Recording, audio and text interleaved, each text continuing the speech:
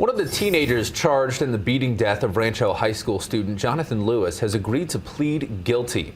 14 suspects appeared in Clark County Juvenile Court this morning. One of them agreed to a plea agreement on a charge of voluntary manslaughter in exchange for other charges against him being dropped. Two of the other defendants are considering plea deals as well, while another was ordered to undergo a comprehensive psychiatric evaluation first. All four of the teens are scheduled to return for court hearings next month.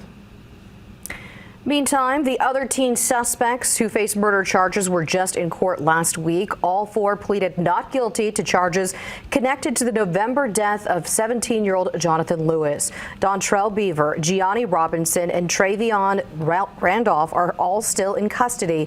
Damian Hernandez is out on bail and serving house arrest. Their next hearing is scheduled for March. Trial is expected to start sometime in April.